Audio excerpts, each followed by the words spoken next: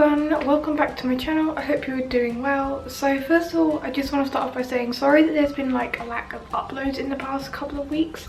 I actually went to stay with my boyfriend for a while and I did upload once last week, but I haven't actually filmed for a couple of weeks, so I'm very excited to be back filming. So today I thought I would talk about some of the products that I actually hate and really regret buying, as I found the more I've got into makeup, the more products I buy and try out, and of course along the way there are going to be products that just don't work out for you, whether it be that they don't work out for your skin type or your complexion, because obviously all of our skin is different and needs different things, and sometimes they just don't work out or just don't meet our expectations. So in by doing this, I hope I can almost give you guys some ideas of some of the things that didn't work for me. And don't get offended if some of the products that I talk about in here you love, because I wanted to love them, trust me, because I spent my money on them, and it's very frustrating when you drop like a good 30 odd pounds on a product and it just doesn't work and you can't get a refund, and I'm just stuck with this now and I don't know what to do with it. I hope by talking about some of these products I can almost warn you guys if you're maybe thinking about buying it, and tell you the reasons why it didn't work. So with that being said, let's get into it. So the first product I'm going to be talking about is foundation, and it is the L'Oreal Nude Magic Cushion Foundation. Now, I love Korean makeup, I love Japanese makeup, and when I heard that the UK was finally going to start to get some cushion foundations, I was so excited. And when I heard that L'Oreal was bringing out one, I was really hyped, because I love their brand, I love their foundations, I love the mascaras. And yeah, so I went to my local Boots, I picked one up and I adore the packaging. It's very shiny and purple, and this is the shade 1. I did take the sticker off for some reason, so it hasn't got the shade on it, but it is the lightest shade. And it comes with a mirror up there, and then it comes with the little puff thing there which you use to apply it, and then you have this seal bit here, and then you take this off and you have the product in here. So it's a really nifty, handy, compact, and they're great to travel with. So I was like, yes, this is gonna be awesome.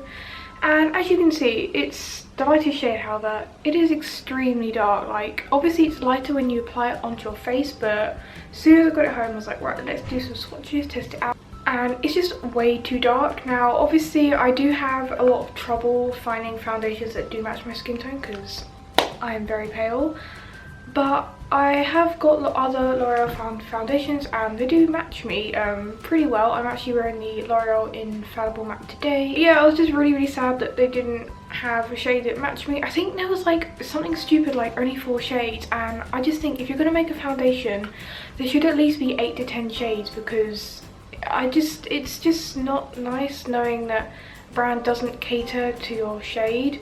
And I just think that there should be a shade for everyone, so you don't feel excluded and that you can't try out the foundations from that. And I just think if you're going to put the time and money into producing a foundation like that, you should, you know, make a shade that everyone can buy. That would make sense, you think. Sticking on the base theme, the next one is a concealer that I really didn't like, and again it's kind of for the same purpose. The shades just didn't match me, and it is the Bare Minerals Bare Skin Serum Concealer. Now I did hear a lot of beauty YouTubers talk about this quite a lot a few months ago, and I'm a very avid lover of the Urban Decay Naked Skin Concealer. So when I heard about this one and how great it was, I was like, yeah, let's go try that, it might be my new favourite.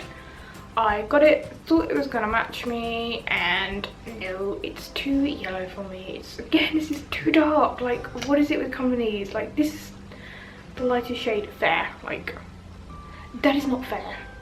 I am fair. The next item I actually got very recently, and I've been meaning to get for a while, and as you can see, oh god, that was closed.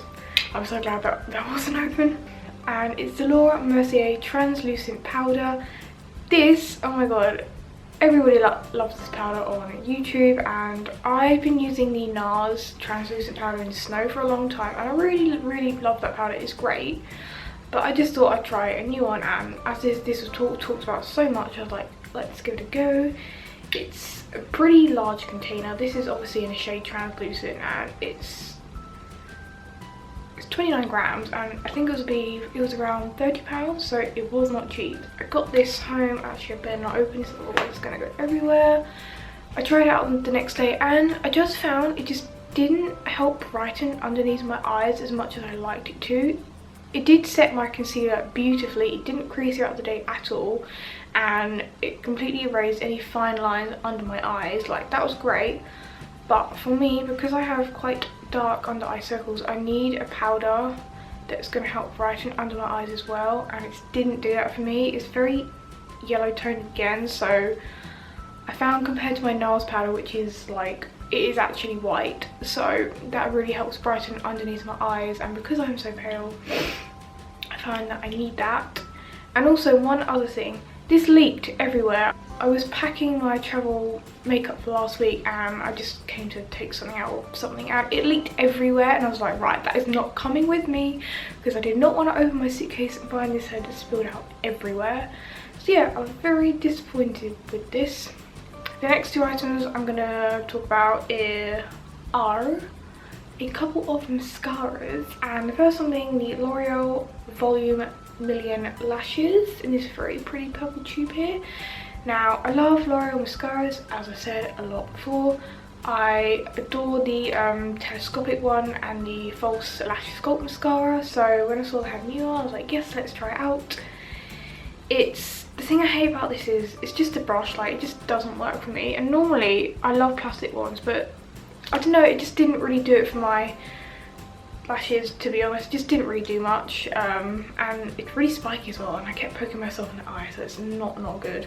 And the second one is, which I'm very sad about, is the Charlotte Tilbury Full Fat Lashes Mascara. As you can see, it's got more of a bristly one. It's a lot fatter, and normally I quite like ones like this, so I thought it would be great. And I love Charlotte Tilbury, but again, it just didn't do a lot for me, which is quite sad about. I find it's good if I lay it over other mascaras, but it just becomes a hassle having to use like 2 mascaras every day.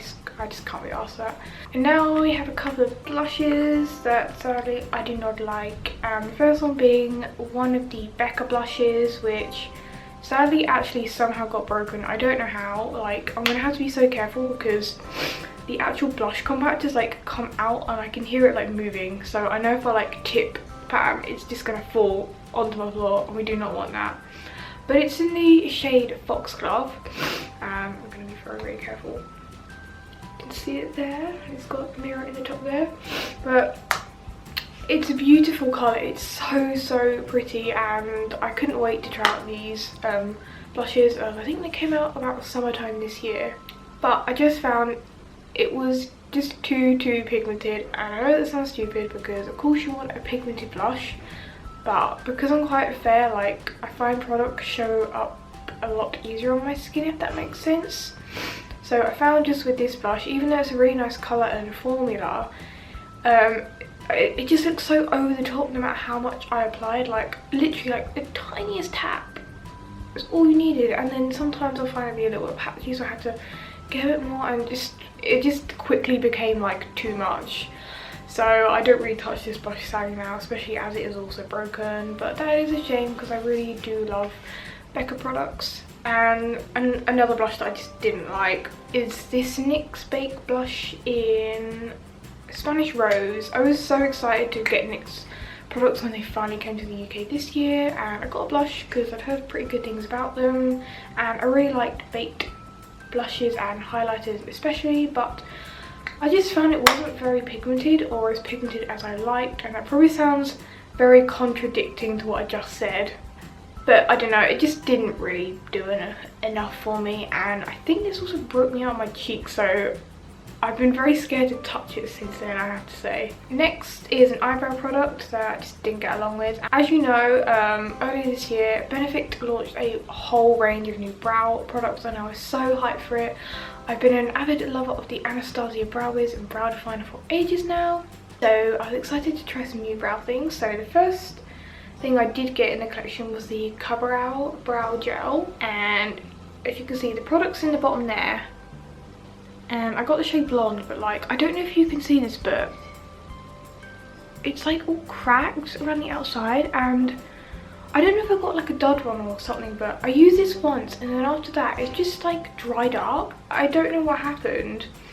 I made sure I screwed the lid back on properly, but it just dried up, and I just find it really hard to get any product payoff on the brush, let alone onto my eyebrows. So yeah, just like literally just wouldn't work, and I was really sad because again, like, these products are not cheap. And yeah, I did purchase the brow pencil as well, and I do love that, so that's good, but shame about this one. And we're nearly at the end now. 2 more things. Now this product I actually picked up in the duty-free section when I was on my way to Japan earlier this year in April, and it is a lip tint from MAC. It is from the Versailles Colour Stain collection in the shade Constant Craving. And it's a beautiful purple colour. That's why I got this. It was so pretty when I swatched it on my hand. And as you can see, it's got the applicator like that. I thought this would be great, but no. Oh my god, this is terrible. It's so patchy. This is the most patchiest lip product I've ever tried in my life. I put it on in the airport afterwards and I was like, what is this? Get this off my lips. This is just awful, and I was really sad because it's a really nice colour. But it's just terrible, and no matter what I did, it just wouldn't work, and it was just awful. So I do not recommend these whatsoever. I don't know if every shade is like this, but this one was certainly not worth it at all. And we come to the last product of a selection of products that I really regret buying.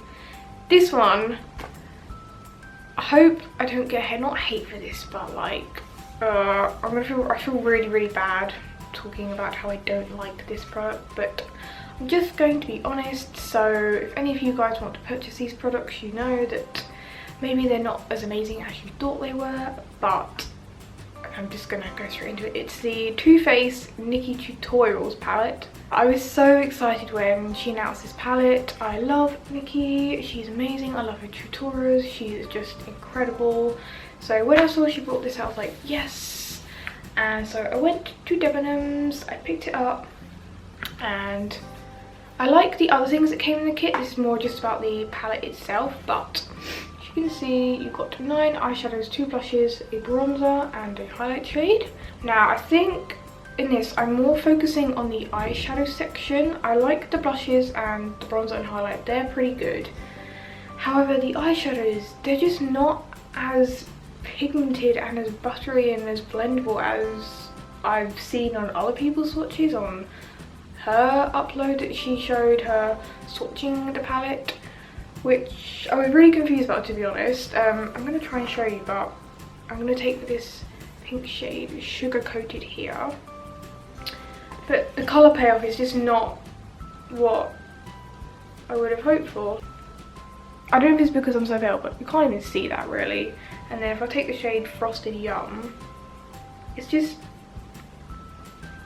like, this is with like multiple. Just not what I hoped, to be honest. You probably can't even see that because I am so pale. But I paid a good £40 for this palette and the whole kit. So when you pay that, you do expect for a palette to be pretty well pigmented, but the shadows just aren't as pigmented as I hoped. There's a lot of fallout, especially with the gold shade, which is called Irresistible. There's just a lot of fallout. It's just not as great as I've seen on other people's channels. So yeah, I was very sad about this because I love her and I was very proud of her to bring out her own palette, but sadly it just wasn't up to my part. I don't know if I'm too like picky or something, but I'm definitely not the first person to say this about this, but yeah, bit of a shame really. Just wanted to say before I end this that I did, with all of these products, I made sure I gave them their fair chance. I used them multiple times and I made sure that I tested them as much as I could, so they all had a good chance. So I'm not just hating on a product and I've only used it once. So if you enjoyed this, don't forget to give it a like and to subscribe. I try and upload every Tuesday and Friday, and I hope you all have a wonderful day, and I'll see you all next time. Bye guys.